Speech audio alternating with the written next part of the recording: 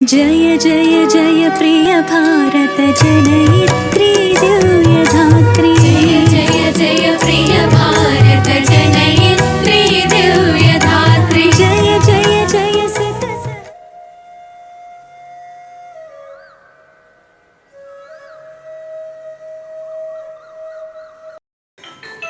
నమస్కారం. శ్రీ భారత్ ఛానల్ ప్రేక్షకులకి గురు పూర్ణిమ సందర్భంగా శుభాకాంక్షలు. ఈరోజు గురు పూర్ణిమ విశేషాలని చెప్పుకునే ప్రయత్నం యథాశక్తి చేద్దాం. ఈ గురు పూర్ణిమని ఎందుకంటారు? గురు పూర్ణిమనే వ్యాస పూర్ణిమ అని కూడా అంటాం.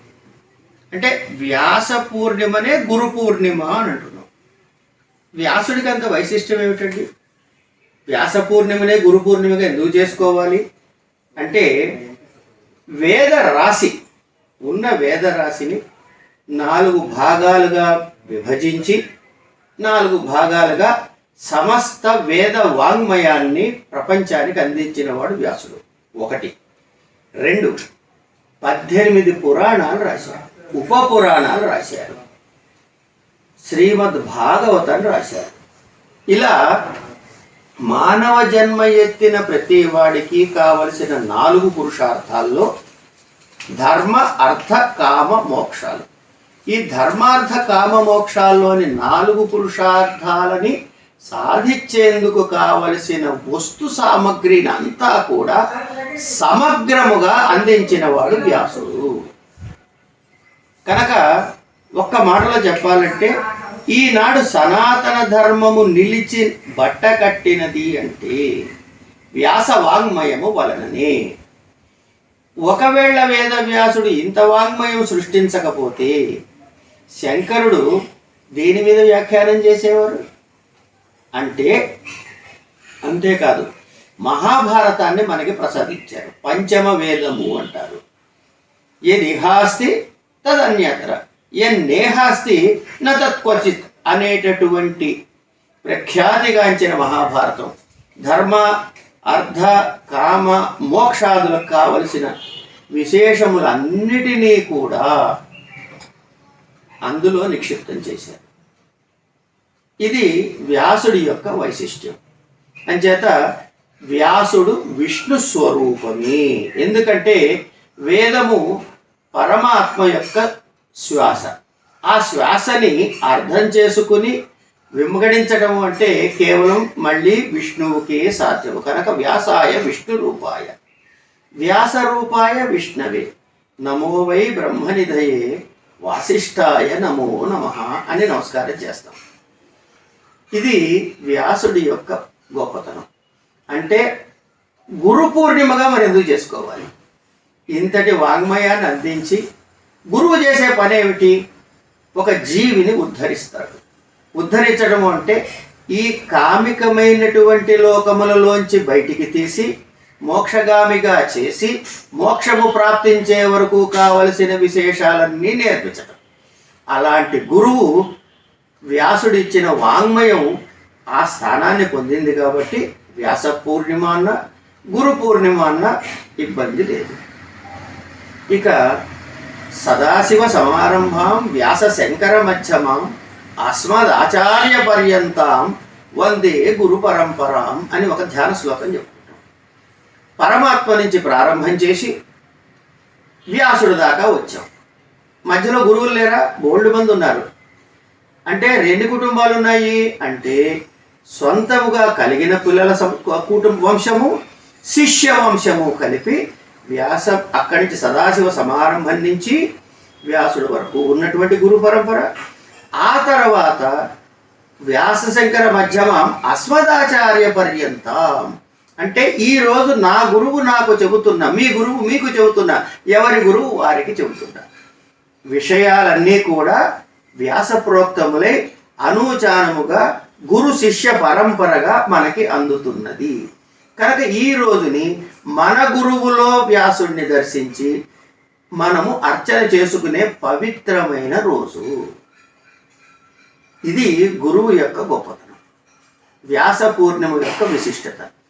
ఈ వ్యాస పూర్ణిమను చేసుకోవటం ద్వారా సనాతన ధర్మాన్ని, వైదిక సాహిత్యాన్ని, వాటిలోని సమగ్రతని, విషయాన్ని మనము తెలుసుకోవటమే కాకుండా నిత్యము ఆచరించడం ద్వారా, ఆ స్ఫురణలో మనం ఉండటం ద్వారా మన తర్వాతి తరాలకు కూడా ఇది అందించే అవకాశాన్ని మనకి కల్పిస్తుంది ఇలాంటి పవిత్రమైనటువంటి పర్వదినాలు.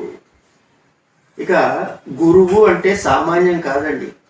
ఈ రోజైతే లౌకికంగా ప్రతి వాడిని గురువు అనే శబ్దంతో సంబోధించి దానిని అపవిత్రం చేస్తున్నారే కానీ గురు శబ్దానికి ఉన్నటువంటి విలువ సామాన్యమైనది కాదు.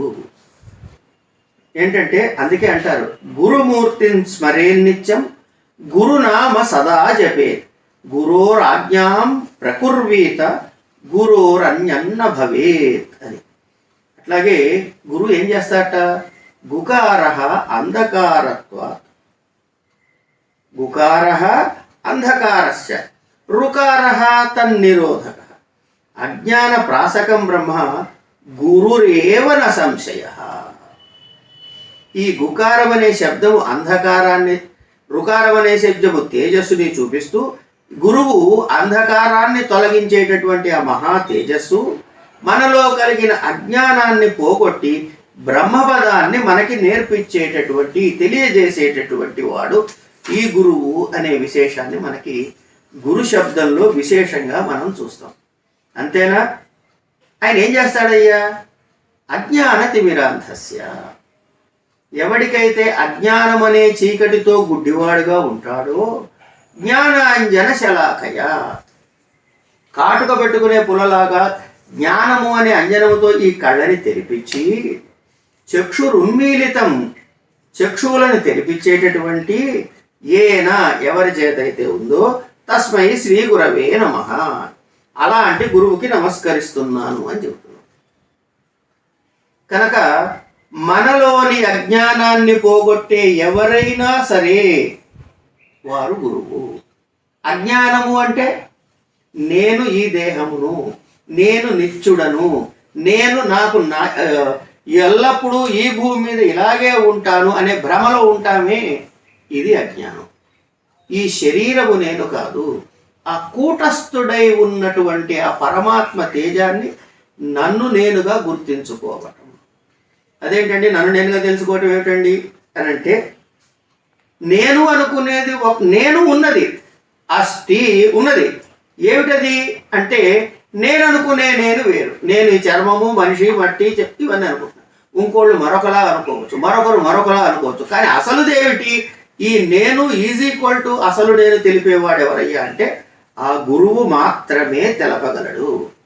అందుకని మనం ఏం చేయాలట, ఆ గురు పాదాన్ని పట్టుకోవాలి. ఆ గురు పదాలు ఏం చేస్తాయంటే యదంఘ్రి కమలద్వంద్వం ద్వంద్వంతాప నివారకం. నేను వేరు అది వేరు అనే ఈ జగత్తుని ద్వంద్వాలతో చూస్తామే, నాది మీది, అహం త్వం, యుష్మత్ అస్మత్ శబ్దం అంటాడు పరమాచార్య. అట్లా అలాంటి దాని నుంచి తొలగించి మనకి తారకం అంటే మనని మోక్ష మార్గానికి మళ్ళించగలిగినటువంటి ఆ గురువు యొక్క పాదాలని మనం సదా నమస్కరించాలి అని తాత్పర్యం. ఇక ఆయన వైశిష్ట్యం ఏమిటండి, ఆయన ఎట్లాంటి వాడండి అంటే అఖండ మండలాకారం, వ్యాప్తం ఏన చరాచరం తత్పదం దర్శితం ఏన తస్మై శ్రీ గురవే నమః. గురువు అంటే ఒక మనిషి, ఒక గడ్డాలు మీసాలు ఉన్నవాడు కాదు. గురువు అన్నది ఒక తత్వము. ఏమిటా తత్వము? అఖండ మండలాకారం, సమస్త వ్యాపకమైనటువంటిది. వ్యాప్తం ఏన ఎవరి చేతైతే చరాచరం స్థావర జంగమాత్మకమైన సమస్తముల యందు నిండి ఉన్నటువంటిది. అలాంటి ఆ పదములు తత్పదం దర్శితం ఏన, అలాంటి పదాలు చూపించడానికి ఆ గురువుకి నమస్కారం. అంటే మన గురువుని ఒక ఆకారంలో ఊహించుకోకూడదు, కనపడ్డ సమస్త చైతన్యము గురుస్వరూపమే. అలాంటి భావనతో మనం చెయ్యాలి. ఆ భావనతో చేసినంతకాలము గురువు యొక్క తత్వం తెలుసుకున్న వాడికి తప్పకుండా ఉద్ధరించబడతాడు. ఎట్లా ఉద్ధరించబడతాడు అంటే యస్య స్మరణ మాత్రేణ, ఎవరిని తలుచుకున్నంత మాత్రము చేత. జ్ఞానం ఉత్పద్యతే స్వయం. ఎందుకు?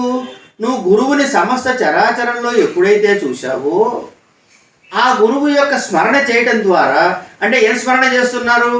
సమస్తమైన సర్వవ్యాపకమైన వస్తుజాలములో కూడా ఉన్న తత్వాన్ని గురువుగా చూస్తున్నప్పుడు యస్య స్మరణ మాత్రేన జ్ఞానం ఉత్పద్యతే స్వయం.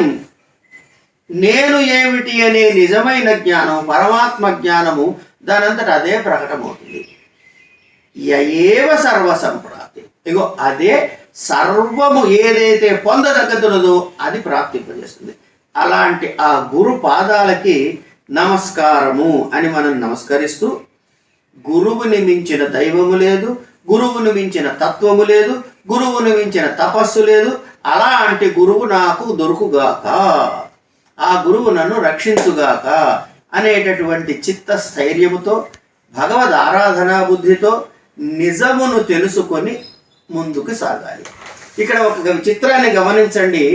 గురు శబ్దాన్ని చెబుతున్నాము, గురువు తత్వము అంటున్నాము. ఇది ఈ మతము ఆ మతము, మళ్ళీ ఉన్న మతముల్లో ఈ భాగము ఆ భాగము అన్న అరమరికలు లేవు. గురువు సర్వవ్యాపి, గురువే దైవము, గురువు వినా ఇంకా ఏమీ లేదు అనే జ్ఞానముతో బతికేవాడు ఎల్లప్పుడూ ఆయుర ఆరోగ్య ఆనంద భోగభాగ్యాల్ని అనుభవిస్తాడు. అలాంటి గురు కటాక్షము శ్రీ భారత్ ఛానల్ వారికి, వారిని వీక్షిస్తున్న ప్రేక్షకులకి, వారి మిత్ర బృందానికి, సమస్త జీవకోటికి గురు కటాక్షం కలగాలని కోరుకుంటూ ఈనాటి ఈ గురు పూర్ణిమ సందర్భంలో 4 మాటలు మీతో పంచుకునే అవకాశం ఇచ్చిన శ్రీ భారత్ ఛానల్ వారికి కృతజ్ఞతలు తెలుపుతూ స్వస్తి.